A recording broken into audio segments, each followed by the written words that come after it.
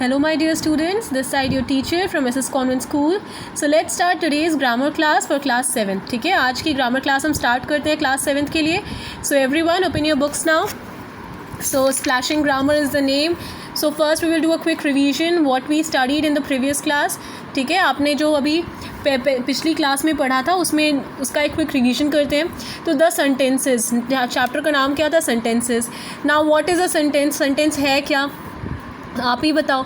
Sentence क्या होता है? ग्रुप ऑफ वर्ड होता है जो स्टार्ट किससे हो, यहाँ पे मैंने लिखाया भी था, जो स्टार्ट किससे हो, एक कैपिटल लेटर से, एंड हो किससे, फुल स्टॉप, क्वेश्चन मार्क या फिर एक एक्सक्लेमेशन मार्क से, और फिर it should make a complete sense. ये लास्ट पॉइंट है लेकिन बहुत इंपॉर्टेंट पॉइंट है. क्या कि एक कंप्लीट सेंस आना चाहिए उस सेंटेंस का. ठीक है, तो यहाँ पे हमने कुछ एग्जाम्पल्स भी देखे थे. क्या? जैसे Shivam goes to the cinema hall. Shivam कहाँ जाता है? Cinema hall.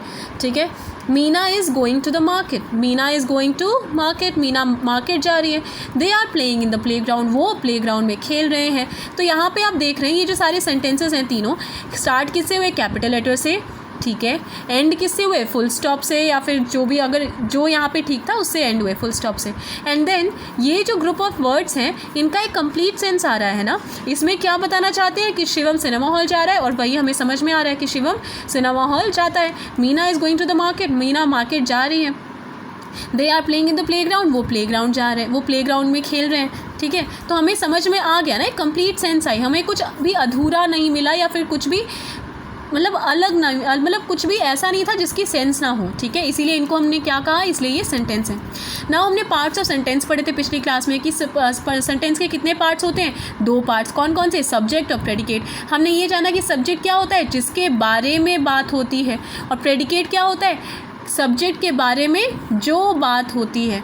ठीक है, जिसके बारे में बात होती है सब्जेक्ट, और सब्जेक्ट के बारे में जो बात होती है प्रेडिकेट. समझ में आया? यस. जैसे यहाँ पे एक आपको एग्जांपल दिया है, Manoj is playing in the play ground. Manoj कहाँ खेल रहा है? प्ले ग्राउंड में.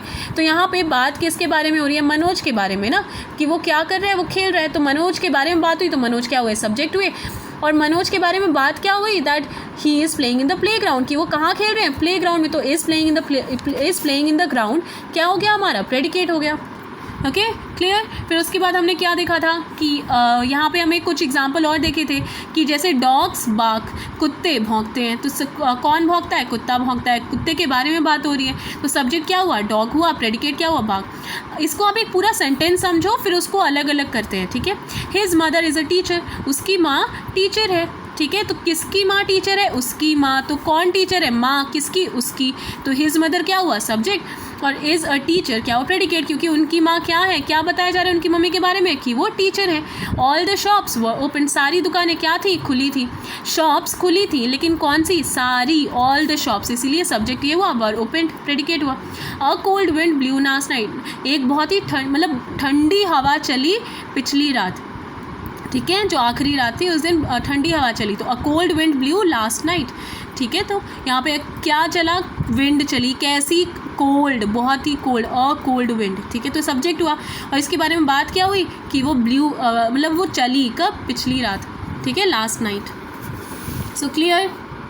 Yes. So students, now I want full attention of yours. अब मुझे आपका पूरा अटेंशन चाहिए. अब आप ध्यान से सुनिएगा. ठीक है, अब हमारा नया टॉपिक स्टार्ट हो रहा है. क्या? जो सब्जेक्ट हमने पढ़ा कि एक सेंटेंस के कितने पार्ट होते हैं? सब्जेक्ट और प्रेडिकेट. अब सब्जेक्ट के भी फर्दर पार्ट्स होते हैं. पार्ट्स मतलब क्या? आपने भी देखा ना, जैसे यहाँ पे आप देखो, क्या यहाँ पे एक ही वर्ड सब्जेक्ट है? नहीं ना. सब्जेक्ट और प्रेडिकेट कम से कम एक वर्ड, ज़्यादा से ज़्यादा ग्रुप ऑफ वर्ड्स, मतलब कम से कम एक वर्ड के होते हैं, और उससे मतलब और ग्रुप ऑफ वर्ड्स के भी हो सकते हैं. ठीक है, क्या यहाँ पे सब में एक वर्ड का सब्जेक्ट है या एक वर्ड का प्रेडिकेट है? नहीं. यहाँ पे एक वर्ड का सब्जेक्ट, यहाँ पे एक वर्ड का प्रेडिकेट. यहाँ पे 2, यहाँ पे 3 हो गया. यहाँ पे 3, यहाँ पे 2, यहाँ पे 3 और यहाँ पे 3 है ना. तो समझ में आया कि ज़रूरी नहीं है कि एक ही वर्ड से सब्जेक्ट बना हो.